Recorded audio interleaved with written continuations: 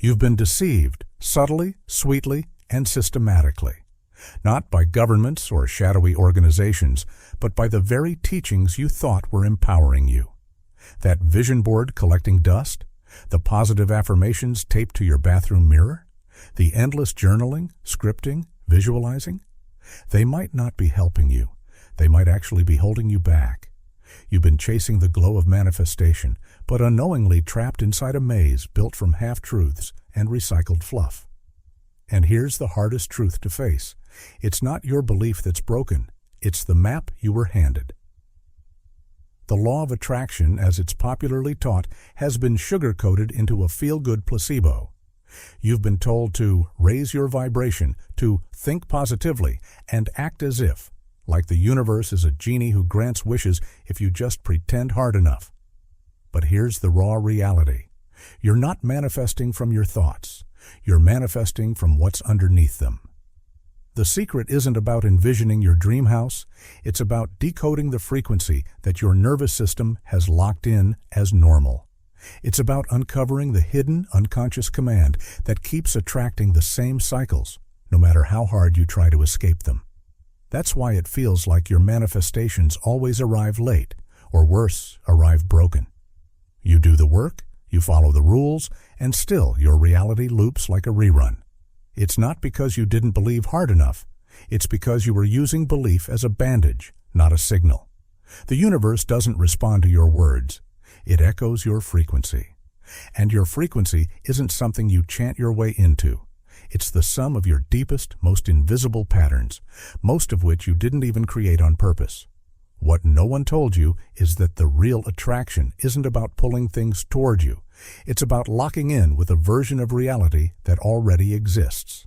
Not someday. Not if you're worthy. Right now. You don't pull the future into the now. You shift your position within the quantum field until you land in the version of you where that future is already normal. And the key to that shift has nothing to do with mental rehearsal. It has everything to do with dismantling the energetic anchors you're still dragging behind you, anchors of identity, memory, and emotional resonance. This is the fork in the road. You can keep patching the holes in a belief system that was never designed for full transformation. Or you can burn the map, step outside the echo chamber, and finally tap into the mechanics behind the curtain. Not the myth, not the hype, the actual mechanics. The ones that were never simplified for mass consumption, because once you learn what's really creating your reality, it will never be the same again. Chapter 1. The Misleading Framework that hijacked the law of attraction. The law of attraction, in its widely taught form today, has been reduced to a series of slogans designed to comfort rather than to awaken. What once began as a profound metaphysical principle has been fractured into marketable sound bites that aim to inspire but rarely penetrate. These slogans, ask, believe, receive, just stay positive, and thoughts become things, sound empowering at first, but when examined closely, they often leave the seeker stuck in a loop of disappointment and confusion. The original essence of the teaching was not about wishing for something and hoping the universe delivers it like a package.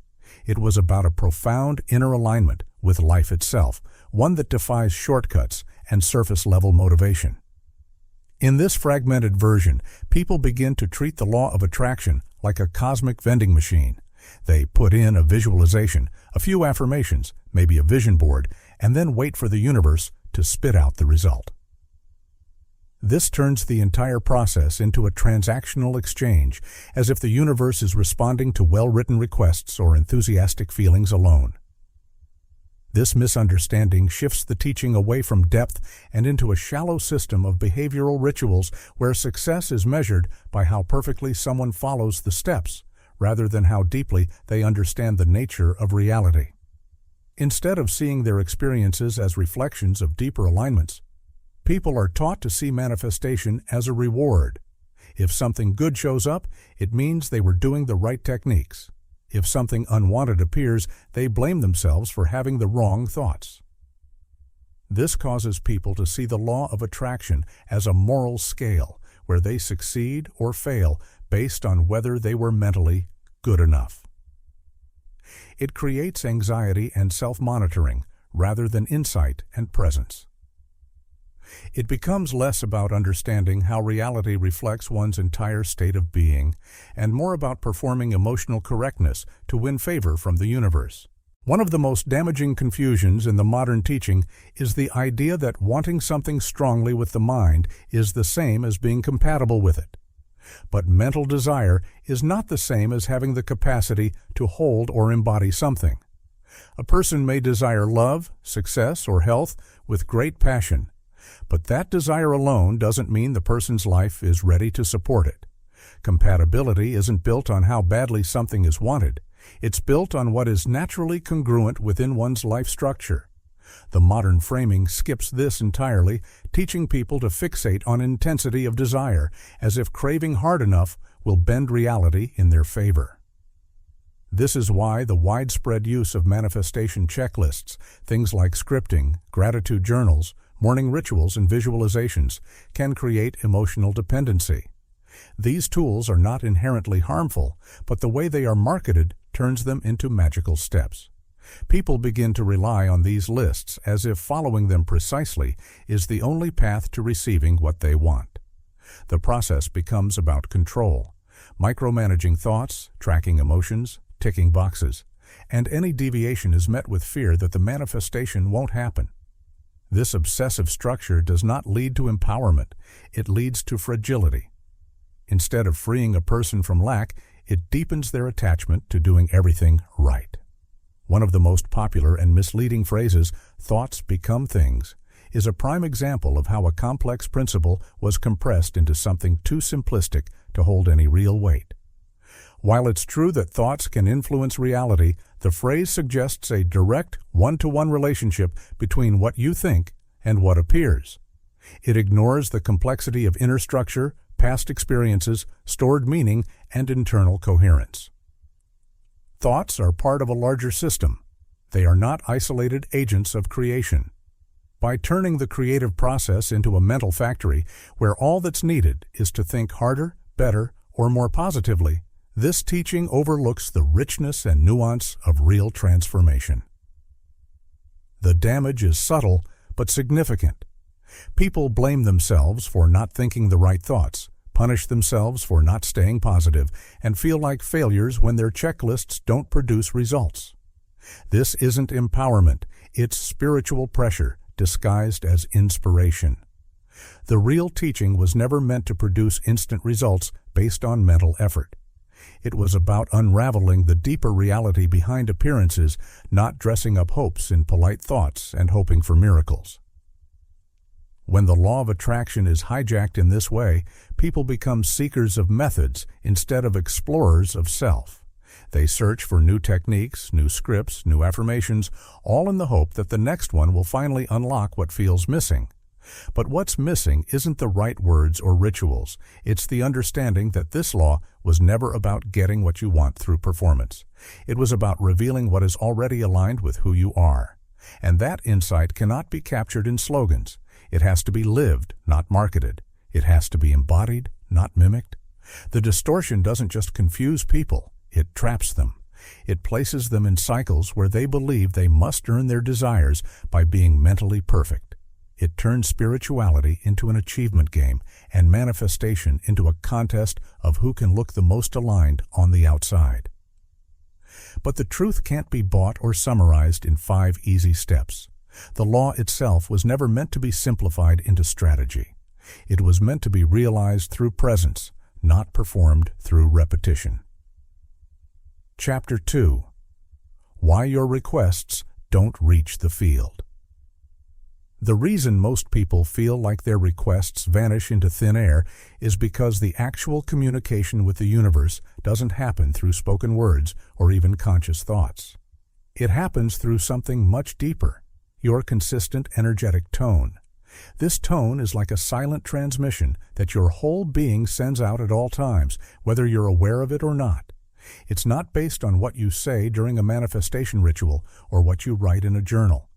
It's the pattern your system holds in a quiet, constant way, like an invisible signal that hums beneath the surface of everything you do. This is what the field, the vast intelligent fabric of existence, listens to. It doesn't respond to fleeting verbal affirmations or single moments of visualization. It responds to the energetic echo that you carry with you moment to moment, day after day. What most people call asking is often just an intellectual act, a sentence repeated, a desire written down or visualized. But the universe is not a person waiting to be persuaded. It doesn't interpret language the way humans do. It interprets congruence. That means it's listening for the total alignment of your internal world, not just your intention, but the state of being that comes with it. And this is where the problem begins for most people. They hold a vision in their minds while their body, emotions, and habits are still transmitting a different signal. That mismatch creates interference. It's like trying to play a song on a radio station while broadcasting static from every direction. The song gets lost. The request doesn't land. This scattered transmission isn't random. It happens when the person wants something that they're not yet internally prepared to carry. The desire lives in their mind, but their energy hasn't shifted to hold that reality as natural. There's a gap between thought and resonance. When someone says, "I want more abundance," but carries an energy of worry, survival, or self-doubt, the universe doesn't decode the sentence. It decodes the signal of tension. That's what gets mirrored back. This is where many get confused. They assume they were ignored. In truth, their signal wasn't cohesive enough to be delivered. The field didn't misread them. It responded precisely to what was there beneath the words. When a person wants something they don't yet hold vibrationally, distortion occurs. This distortion doesn't mean they're wrong or broken. It means the signal is being bent by internal contradictions. These contradictions don't always show up as loud resistance. Sometimes they show up as subtle static, doubts that whisper under affirmations, behaviors that contradict desires, or bodily discomfort that arises when thinking about receiving. All of these act as filters. They distort the frequency of the request so that it arrives fragmented or unrecognizable to the field. It's like sending a message through a cracked transmitter. It breaks apart before it's received. And then people wonder why nothing happens. But something did happen. The field returned the fragmentation it was sent. The field doesn't respond to imagination alone. It responds to density, not heaviness, but stability. In other words, it reads how grounded your request is in your energy, not just your thinking. If your vision floats like a fantasy with no real weight in your being, it won't register clearly. The universe doesn't deal in dreams the way humans think of them. It deals in resonance. A fantasy is a thought that hasn't been rooted into your energetic structure. A fantasy stays on the surface. But reality is shaped by what lives in the deeper parts of you. When the deeper parts send out one signal and the surface says another, the deeper one always wins, because it has more consistency, more volume, more presence. That's why emotional hesitation can quietly dismantle your entire request. You might say you want something, and you might even believe you do, but if there is a pause, an unspoken flinch, in your energy when you imagine receiving it, that hesitation speaks louder. That hesitation doesn't need to be dramatic. It could be as small as a question mark in the body, a tightening, a hesitation to feel joy, a fear of change. The body holds memory. The body knows what you're really willing to allow. When it doesn't trust the direction you're pointing toward, it holds back, and that holding back becomes part of the signal. The message goes out as yes, but, and yes, but is not a clear command. It's a cancellation. This is why people often feel like they're not heard by the universe. They believe they asked with all their heart.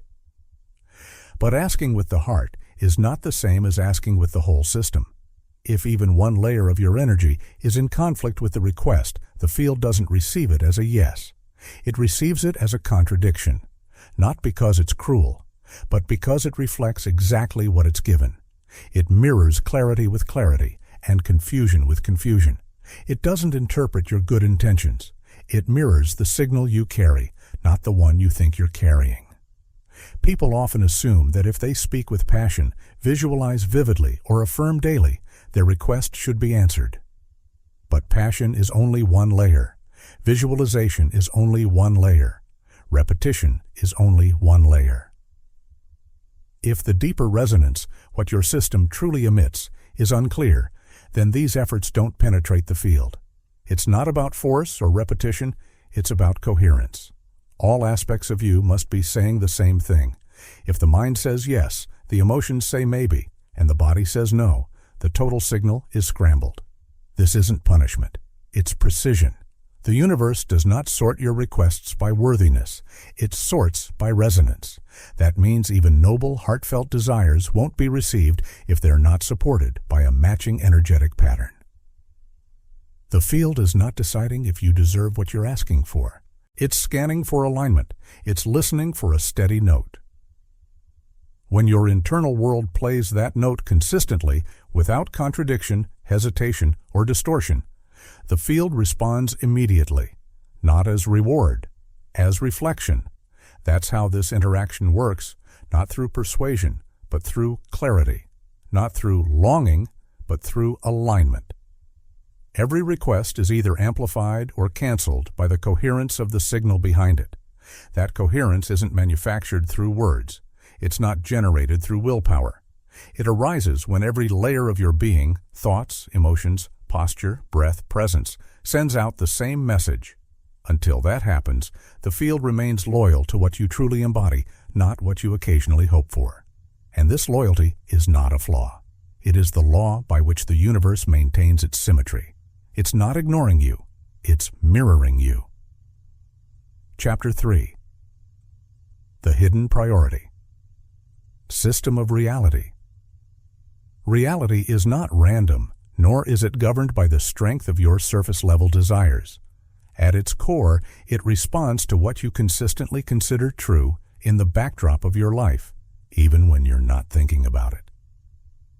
This internal backdrop is not made of your big affirmations or your bold intentions. It's shaped by the quiet rhythm of what feels familiar, what feels expected, and what plays like background music in your energetic field. You may consciously wish for wealth, love, peace, or expansion, but what actually instructs reality is what your inner framework accepts as your baseline. This is not a moral system, it's a mechanical one. It follows not what is good, not what is bad, but what is prioritized in the internal order of operations that governs your day-to-day sense of self and world. That internal order is not built by emotional intensity in a moment. It's built by repetition. The universe does not amplify what you feel once. It amplifies what you feel always. If you habitually feel urgency, then even moments of peace are still layered beneath a foundational frequency of restlessness.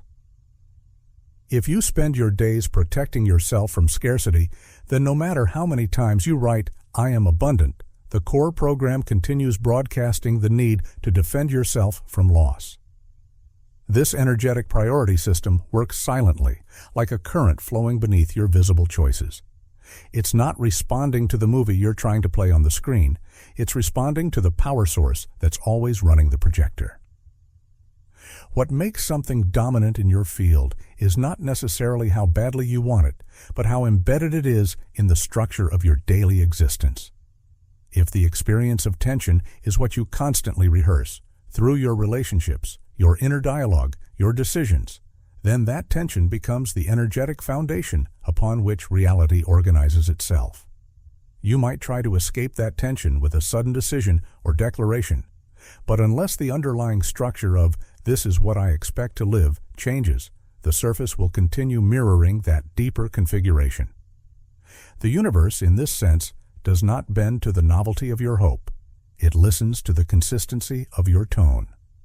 Many people assume that desire should be enough to create. But desire is often built on a contrast, on the recognition that what you want is not yet what you have. And when that contrast is charged with resistance, the desire can act more like a spotlight on what's missing than a signal of what's being claimed. If your internal framework still considers struggle normal, then it doesn't matter how fervently you desire ease. Reality doesn't deliver based on how much you think you've earned something. It delivers based on what you protect through identity, expectation, and continuity. That's why someone can want abundance while subconsciously building their days around survival, budgeting, and scarcity talk, and wonder why abundance seems so slow to appear. It's not that they're doing anything wrong. It's that the field prioritizes what's been established as energetically default, not what's been stated as a conscious wish. This is where the idea of safety becomes more powerful than longing. Energetically, we gravitate toward what we've learned to associate with safe, even if that safety is wrapped in discomfort. If you've spent years reinforcing the belief that chaos is normal, then chaos, no matter how unpleasant, becomes the terrain your system recognizes as secure. So when peace shows up, it may feel unfamiliar or even threatening to your structure. As a result, peace gets rejected, not because you don't want it, but because your internal priority system hasn't been restructured to hold it. The attraction pathways of your reality are not built on fantasy. They are shaped by what your system protects, maintains, and reinforces as its default operating mode. This is why background agreements have more weight than surface declarations. A background agreement is not a formal promise. It's the silent contract you make with life about what you're willing to expect. If your life is organized around the belief that suffering is part of being responsible or necessary for being worthy or simply unavoidable, then that becomes the code reality uses to respond to you. And this code runs quietly, not because you're broken, but because repetition builds familiarity, and familiarity becomes the signal of truth in your field. So even when you speak new affirmations, your life is still shaped by the agreements you haven't interrupted, the ones that say, "This is just how life is." It's important to understand that this priority system doesn't need your permission to function. It doesn't ask whether you want it to be active. It simply follows the trail of your energy, what you embody consistently, what you believe without questioning, what you rehearse through thought, emotion, action, and protection. The ideal reality you daydream about might be completely out of sync with what your energy field considers practical, real, or survivable. So your manifestations don't land in the direction of your daydreams. They land in the grooves that have already been carved by your emotional history and repetition. Intensity often fools us into thinking we've made a change. When someone has a breakthrough or a profound moment of clarity, they may believe they've reprogrammed their field. But unless that insight becomes a lived rhythm, the old dominant frequency will remain intact. The system doesn't pivot based on flashes of realization. It recalibrates through sustained energetic consistency. The signal you give to reality is not like a dramatic speech into a microphone. It's like the hum of a machine that never turns off. Reality listens to the hum, not the outburst. Desire without reorganization becomes static. That means even powerful goals and visions can remain stuck in the waiting room if your energetic structure doesn't shift its deeper loyalties. If your system still considers lack real and fulfillment imaginary, then the field will be tuned to what you've defined as real. It's not a punishment, it's an echo of structure. So the real determinant of manifestation is not wish, but what has been structured into your definition of "this is how life goes for me." When people say that nothing seems to work no matter what they try, it's often because they are trying to change the script while keeping the same stage. But reality doesn't rearrange itself based on lines. It responds to the scaffolding beneath those lines. The strongest form of request is not spoken. It is held. And what you hold most often is not what you think, but what you've accepted as your ongoing energetic truth.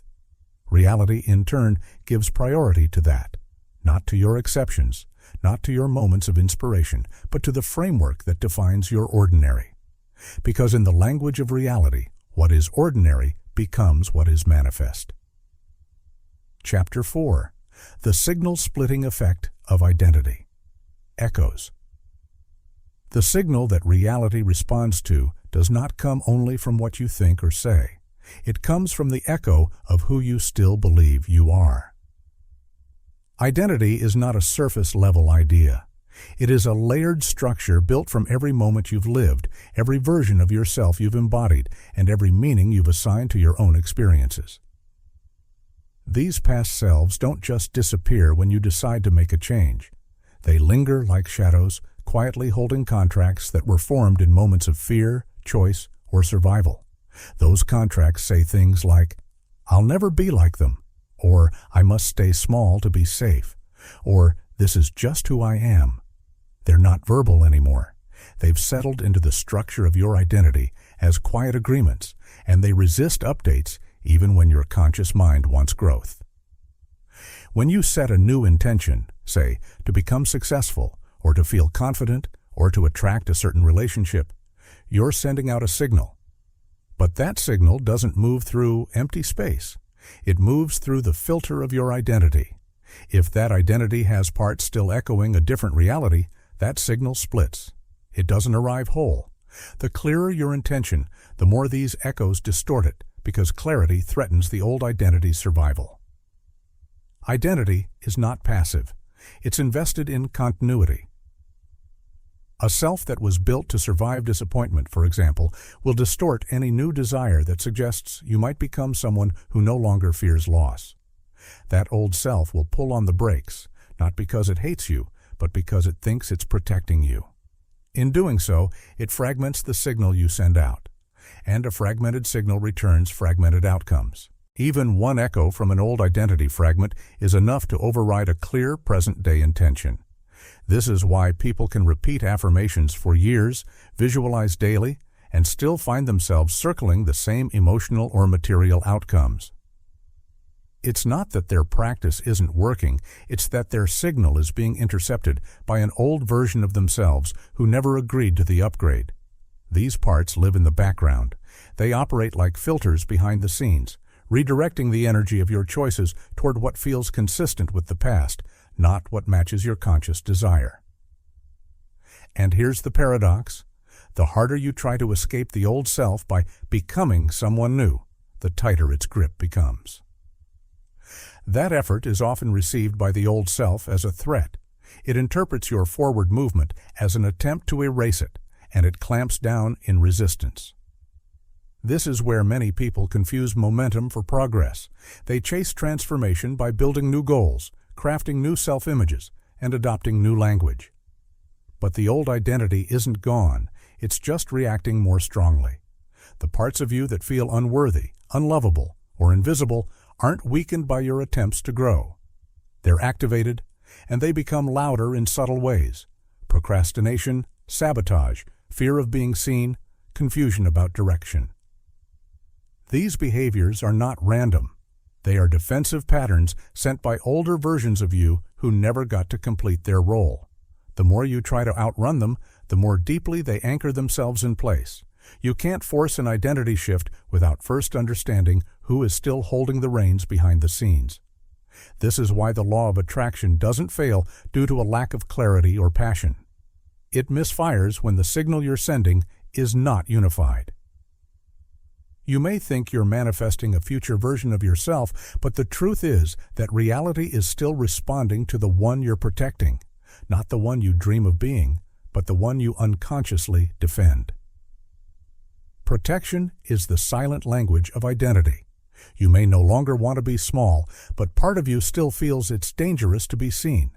You may want to be free, but there's still a version of you holding tight to caution because it once kept you safe.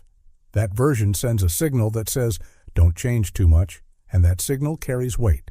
In fact, it often outweighs your conscious affirmation because it's backed by more years, more emotion, and more embedded belief. When you haven't released these inner allegiances, any attempt to manifest something different feels like betrayal to your old self. This betrayal is not conscious. It doesn't speak in clear words. It shows up as internal noise.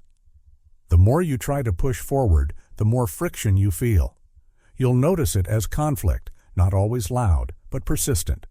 Things almost working out. Opportunities showing up and then slipping away. A sense that you're close, but something invisible keeps rerouting the outcome. That invisible something is often a loyalty to a version of you that was never given permission to let go. That loyalty acts as an anchor, keeping your energy tied to the place you said you wanted to leave. There's also a reflex many people develop without realizing it, the reflex to protect themselves not only from harm, but from becoming someone they've judged in the past. If, for example, you've ever judged someone who was powerful, wealthy, or outspoken, your identity may still be shaped around never becoming like them. That creates another echo, another split in your signal, even if you now desire power, wealth, or influence.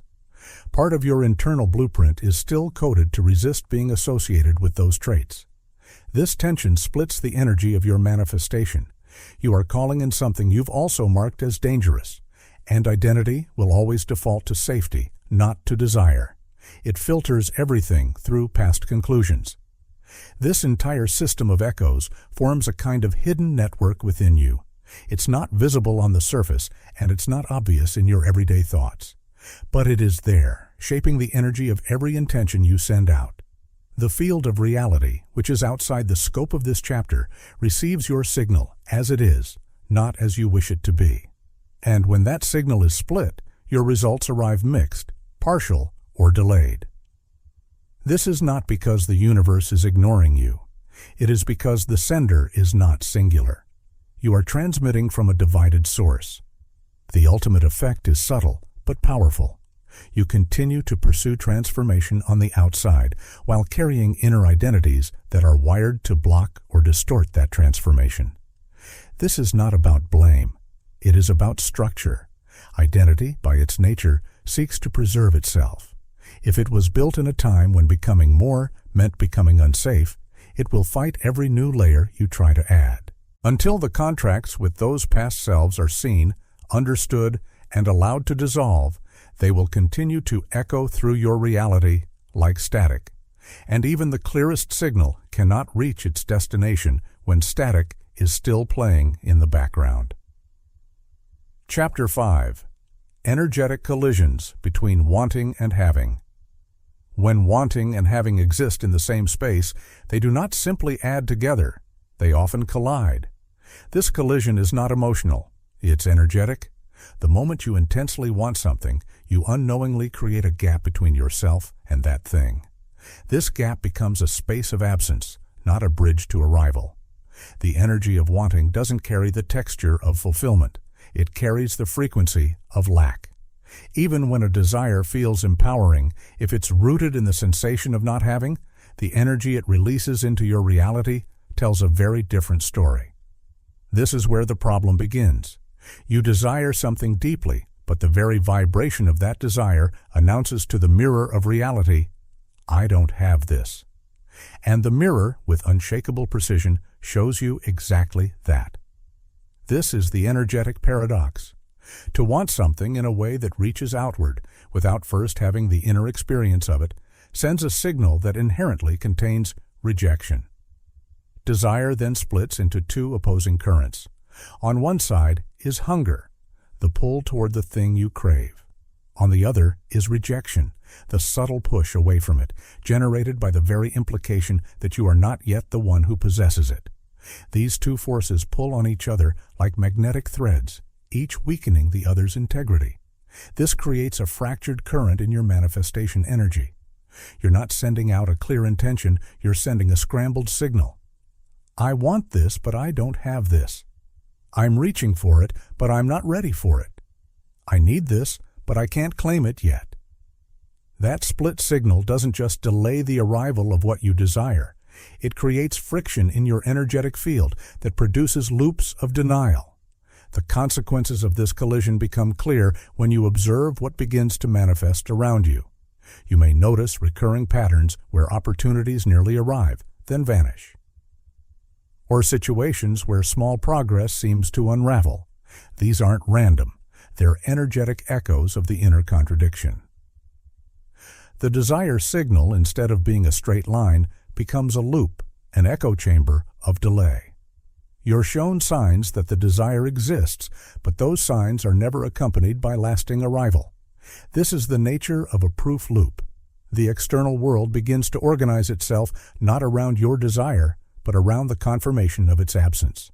You see reflections that confirm the current identity of not yet. Every effort to push closer is met with resistance. not because the universe is cruel, but because the signal being sent is fragmented. On a deeper level, this collision between wanting and having is also monitored by your nervous system. Wanting isn't just mental or energetic, it has physical effects. If the thing you want represents something unfamiliar, uncertain, or beyond what your body has learned to associate with safety, then that desire activates defense. You might not feel it as fear. You might not even consciously recognize it as resistance. But under the surface, your system flags the desire as a threat, not because it is dangerous, but because it contradicts the internal blueprint of what you've learned is survivable. That internal blueprint doesn't judge based on dreams or potential, it operates strictly on what has kept you alive until now. If having that desire fulfilled would shift your sense of self or move you into unknown identity territory, your nervous system can register that as danger. And once flagged, your body can slow down or block the pathway toward that desire, not because it hates you, but because it's still wired to protect the version of you that survived the past. This is not about emotion, it's about energetic logic.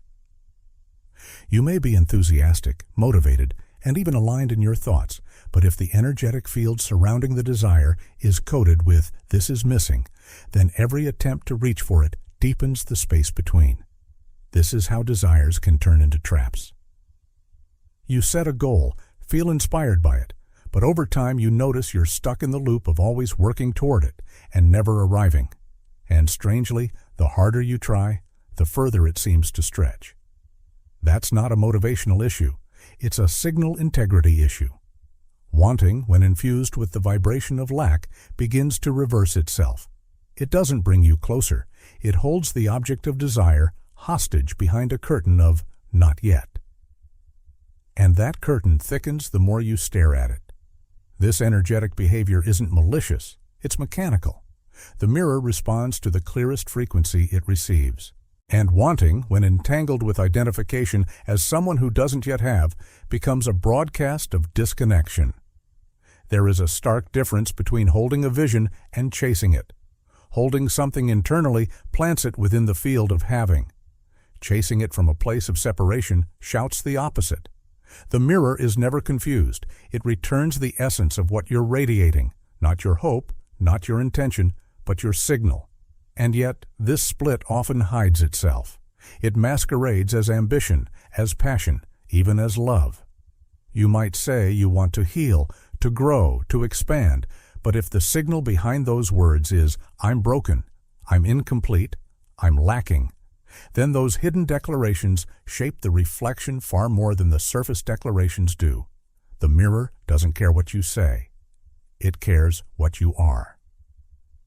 If your desire is colored by desperation, insecurity, or fear of remaining the same, then the energetic field reads that clearly. And in that reading, it loops you back to the very patterns you hope to escape. That's why some desires seem to repel their own arrival. They carry an internal code that says, "This is separate from me." And even if your vision board is filled, even if your affirmations are constant, the deeper code underneath will always take priority. The universe is not punishing, it's precise, and the precision of energy obeys law, not longing. So even when your longing is deep, it cannot override a conflicted broadcast. Wanting, then, must be understood as a double-edged frequency. It has the power to move or to divide. It can become a declaration of readiness or a signal of rejection.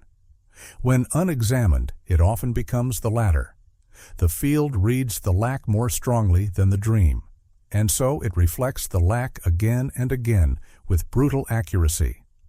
This doesn't mean desire is wrong.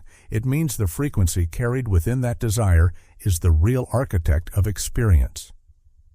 If that frequency contains contradiction, the manifestation reflects contradiction. If it contains absence, the manifestation echoes absence. This is how energetic collisions operate. They are not metaphor. They are structure. They are the moment when your own inner contradiction becomes the architecture of your outer delay. Not because you're unworthy, not because you're broken, but because the energy of wanting, when not harmonized with the energy of already being, creates a loop where your reality has no choice but to mirror the separation instead of the union. And it will do so until the signal shifts. But that signal shift belongs to an entirely different conversation. Chapter 6. The Attention Trap. How focus can backfire. When you direct your focus towards something, there's a subtle and often overlooked mechanism at play. The more intensely you fixate on a desired outcome, the more you create a magnetic pull that actually distances you from it. The field, in its neutrality, doesn't respond to your wishes in the way you might hope.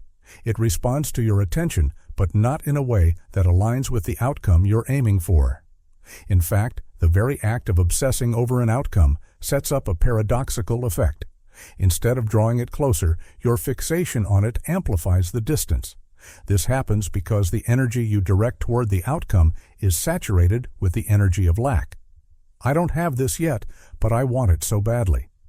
That energetic signature is like a beacon, and the universe, or the field, reflects that frequency back to you, reinforcing your sense of longing instead of fulfillment. This focus, when it becomes obsessive, starts to mirror the very feeling of absence that is contained in the desire itself. You think you're moving towards something, but energetically you're moving away from it. The more attention you give to the how and when, the more you inject time-based anxiety into the equation. It's the desire for things to happen in a certain way or at a specific time that tightens the grip on the outcome, creating friction. Instead of a smooth, free-flowing alignment with your desire, you inadvertently strengthen the tension and resistance around it. The more emotionally invested you become in the outcome, the more you bind yourself to it through resistance. The very act of obsessing over the specifics of timing or process tells the field that you believe you are not yet in the place to receive it. This belief adds to the field's architecture, anchoring the resistance even further and ensuring that the manifestation remains elusive. When you visualize something, whether it's success, abundance, or healing, you're engaging in a practice of mental creation. But visualization is not just a mental exercise, it's also an energetic one. If your visualization is coming from a place of emotional emptiness or desperation, then it becomes a reinforcement of the gap between where you are and where you want to be. The energy you're using in that visualization isn't charged with the feeling of already having the desired outcome. Instead, it reflects the void, the space of lack. And when this happens, the field doesn't pick up the image of fulfillment, it picks up the energy of wanting. This reinforces the absence rather than bridging the gap between desire and manifestation. The trap with focus is that it feels productive. You might think that if you concentrate harder or focus more intently, you're increasing your chances of getting what you want. But in truth, the more your focus locks onto the outcome, the more you create loops of longing. You're not moving toward your goal. You're amplifying the energy of needing it, which is the very thing that keeps it out of reach. Focus, in this sense, can become a double-edged sword. It's not about how much attention you give to your desire, but rather the energy behind that attention. If your attention is charged with desperation or a sense of incompleteness, the field merely reflects more of that. Every thought you have, every image you create in your mind, is infused with a certain energy. When you visualize from a place of emotional charge that is rooted in lack, you're broadcasting the frequency of that lack. You might create beautiful mental pictures of the life you want, but if your emotional state isn't aligned with the feeling of having it already, the result is a strengthening of the gap between where you are and where you want to be. Visualization done from emptiness is like planting seeds in barren soil. It doesn't cultivate the richness of what you seek. Instead, it reinforces the absence, and this absence becomes the dominant pattern that the universe reflects back to you. The key here is the energetic signature behind the focus. When you are emotionally entangled in the how and when, it signals a lack of trust in the process. This is not a conscious decision. It's an unconscious response to the feeling of needing to control the outcome. The field doesn't respond to your attempts to control, it responds to your energy. When you try to manipulate the outcome or rush the process, the energy you emit tells the field that you are not aligned with the idea of effortless flow.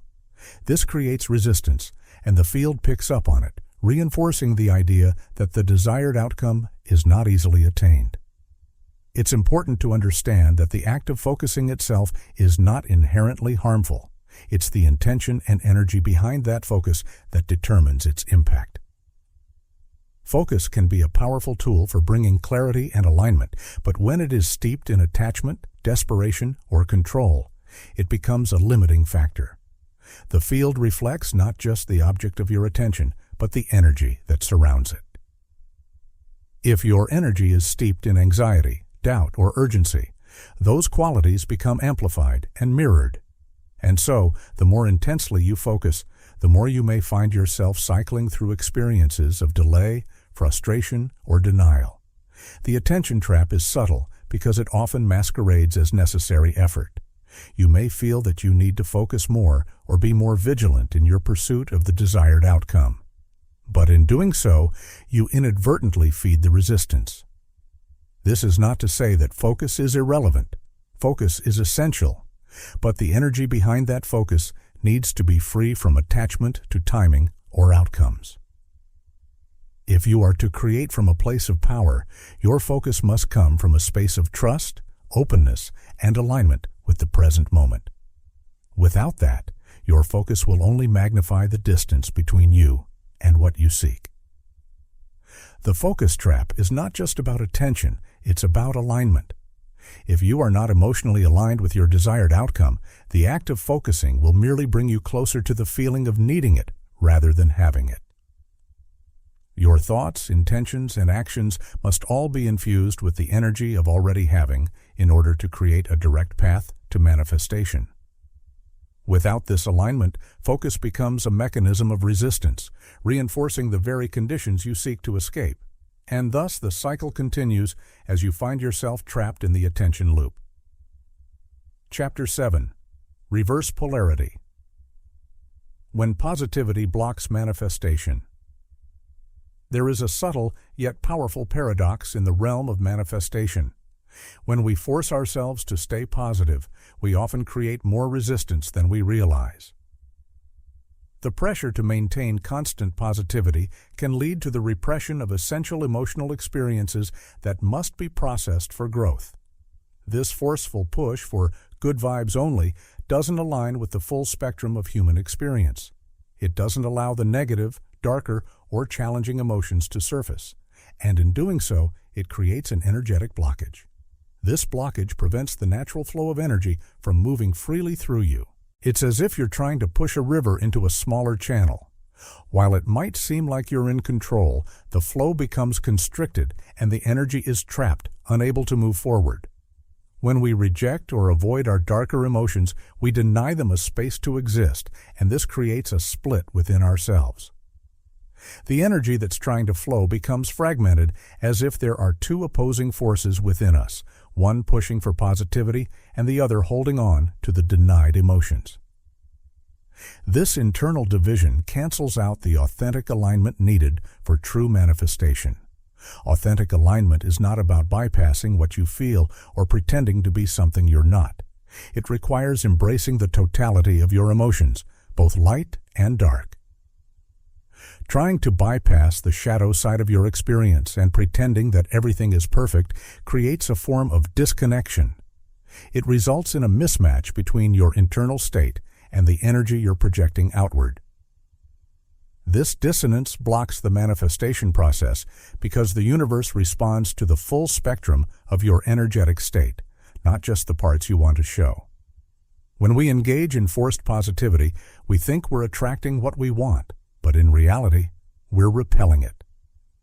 This type of false optimism is often driven by a deep fear of feeling bad, fear of facing the darker parts of our emotions, or fear of vulnerability. This fear-based positivity often causes us to put up a facade, which, ironically, creates an energetic repulsion. The field doesn't respond to superficial positivity. It responds to the true essence of what you're experiencing. If you're holding on to a fear of failure, a fear of being judged, or a fear of being unworthy, masking those feelings with positive thinking doesn't create the attraction you desire. Instead, it creates an energetic pushback.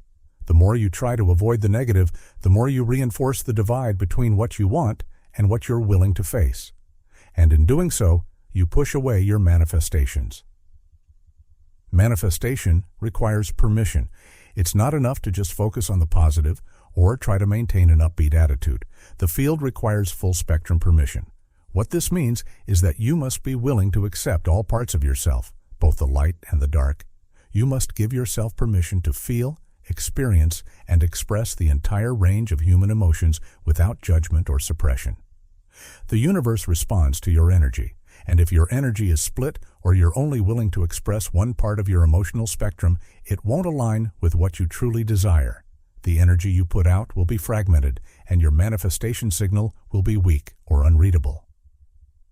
True permission is not about selectively choosing to feel only the positive emotions, but about accepting and integrating every part of your emotional experience.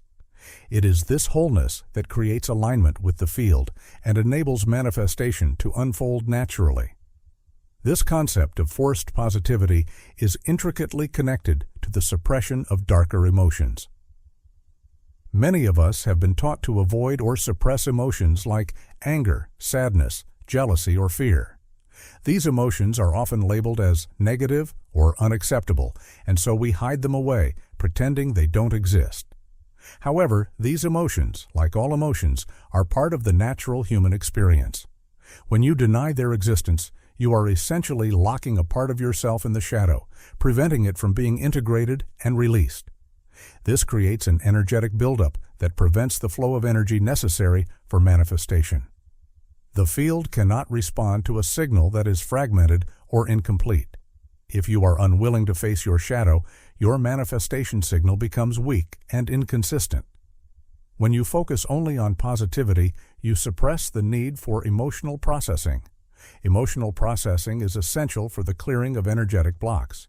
When we allow ourselves to experience and release emotions that arise, we create the space for new energy to flow through us. Denying the darker emotions means you are not allowing your energetic field to release and renew. Your field becomes congested, and the signal you send out to the universe is one of resistance, not openness. Manifestation, at its core, is about allowing the energy to move freely, without judgment, without control, and without suppression. If you're holding on to unresolved emotions and trying to force a positive outcome, you're stifling the flow of energy, and the result is an inability to manifest your desires. By forcing positivity, you also miss the richness that comes from embracing the full spectrum of your emotional experience. Every emotion has its own frequency and vibration, and when you allow yourself to feel each one fully, you align with the broader spectrum of energy in the universe. The universe responds to the completeness of your emotional state. It doesn't care whether your emotions are labeled as good or bad. It simply reads your energetic frequency. If you're in alignment with your true emotional state, the universe can mirror that back to you and align with your desires. But if you're only projecting a part of yourself, masking or suppressing your true feelings, the universe will reflect that fragmentation, making it harder to manifest what you truly desire. This split in your internal experience doesn't just block your manifestations, it also leads to internal conflict. If you're trying to keep everything positive, you're not giving yourself permission to fully experience life. You're creating an internal war between what you feel and what you're supposed to feel. This dissonance can be draining and ultimately reduces your capacity to act in alignment with your true desires. Instead of feeling energized and open to opportunities, you feel conflicted and stuck. The suppression of emotions is not just an energetic block. It creates a psychological toll. Your energy is divided, and so is your attention. Rather than focusing on what you truly want, you're constantly managing the energy of denial. This energy misalignment keeps you disconnected from the flow of your desires and from the authenticity required for manifestation. In this way, forced positivity not only blocks the manifestation process, but it also prevents personal growth. To manifest with true power, you must be willing to confront your fears, face your shadows, and embrace all that you are. Only by allowing all parts of yourself to be acknowledged and integrated can you send a clear, coherent signal to the universe. When you deny or suppress any part of your emotional experience, you fragment your energy, which in turn makes your field unreadable to the universe. Your manifestations will be delayed or misaligned simply because your energy is misaligned. True manifestation occurs when you embrace the totality of your being and give yourself permission to feel and express every emotion without judgment or resistance. Chapter 8. The Real Secret: Magnetic Stillness and Causal Neutrality. The true force behind manifestation is not in the act of relentless effort or focused desire, but in the ability to maintain a state of internal neutrality. This neutrality is not a passive state of waiting for things to happen, but rather a powerful and intentional detachment from any specific outcome. It is a space where you are no longer trying to force the universe to yield to your desires. Instead, you allow everything to come naturally, without the pressure of expectation or urgency. This neutrality doesn't mean apathy or indifference. It means being in a state of peace where your inner energy is not tied to any particular result. You exist in the moment, unclouded by the need to control, and this is where the true pull of manifestation begins. Magnetic states are not created through a constant effort to make things happen, but through the ability to let go of attachment to what you want to see manifest. When you crave an outcome or feel desperate for something to occur, you are subconsciously sending out a signal of lack. Lack creates resistance, and resistance is the opposite of magnetism. You cannot draw in what you desire if you are constantly chasing it, because the energy of chasing is one of neediness, not attraction. True magnetism arises when you are free from craving, free from wanting something to change or appear in your reality. This kind of magnetic state is an effortless pull, where the universe aligns with your internal state without any struggle. It is a natural attraction as opposed to something you try to force into being. Stillness is a concept that is often misunderstood. It is not passivity or a lack of action, but rather the absence of internal turbulence caused by effort or attachment. Stillness is the quiet state where you no longer feel the need to act from a place of fear, frustration, or desperation. When your mind is calm and your emotions are balanced, you are not distorting your energetic frequency by trying to force things into place. In this space, there is no anxiety about the future, no stress about how or when your desires will materialize. The frequency of trying is what distorts the energy around you, creating confusion and resistance. Stillness, on the other hand, is a pure, untainted energy that is fully in alignment with the flow of the universe. It is in this stillness that your manifestations begin to take shape, effortlessly moving toward you without you needing to push or pull. True alignment, when it occurs, is silent. It is not something you need to broadcast or announce. It does not require chanting affirmations, visualizing every minute detail, or convincing the universe of your worthiness. Alignment is an internal state of coherence where everything within you is in harmony with the greater flow of the universe. It is not about external actions or visible displays of effort. Alignment occurs when you are so deeply in tune with your own being that you no longer need to chase anything outside of you. The very act of chasing contradicts alignment because it implies that something is missing or out of place. Alignment is the realization that everything you need is already within you, and there is nothing to chase. You become a magnet not by desperately trying to attract, but by simply existing in your natural state of peace and wholeness. The most powerful shift in manifestation comes not from the desire to see reality move or change, but from becoming the version of yourself who no longer needs it to. When you no longer feel the need to control or change your circumstances, you align with a version of reality where everything flows effortlessly toward you. This shift is a deep transformation in perception and being. Rather than focusing on how to make things happen, you allow yourself to evolve into the person who is already in harmony with the outcomes you desire. This internal shift is where the magic happens. It's not about manipulating the external world, but about changing your relationship to it. You move from a place of doing to a place of being. By embodying the version of yourself that no longer seeks to control or force outcomes, you align with a flow of energy that allows the universe to bring everything to you naturally. This shift in focus from doing to being is what unlocks the true power of manifestation. It is about embracing the idea that you are not separate from the universe, nor are you in competition with it. You are an integral part of it, and everything you desire is already within your reach when you stop trying to force it. The universe does not need your forceful intervention. It simply needs you to be in alignment. When you are in this magnetic stillness, the universe can respond to your energy with perfect timing and precision, bringing to you the circumstances, people, and opportunities that you have been desiring. There is no effort in this process, only a deep sense of knowing that everything is unfolding exactly as it should. The key to unlocking manifestation lies in understanding that the universe is not something you need to bend to your will. It is not a force to be controlled, but a mirror that reflects your internal state. When you are neutral, calm, and centered, you reflect that energy back into the world. The universe simply responds to your frequency, and when you are in a state of stillness, free from the distortions of fear, need, or desperation, your energy is pure and aligned.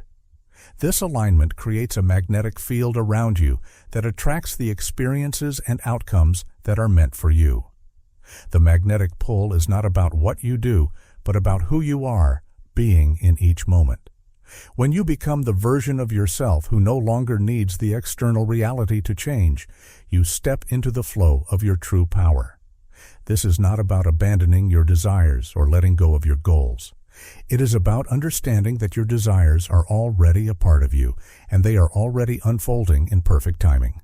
The need to control or manipulate the world outside of you dissipates, and in its place you find a deep trust in the process. Your inner state becomes the catalyst for the external changes you wish to see, but it is no longer tied to the idea of forcing or striving for specific results. Instead, it is about allowing the universe to bring everything to you in the perfect way and at the perfect time. In this state of magnetic stillness and causal neutrality, manifestation becomes a natural extension of your being rather than an effortful endeavor.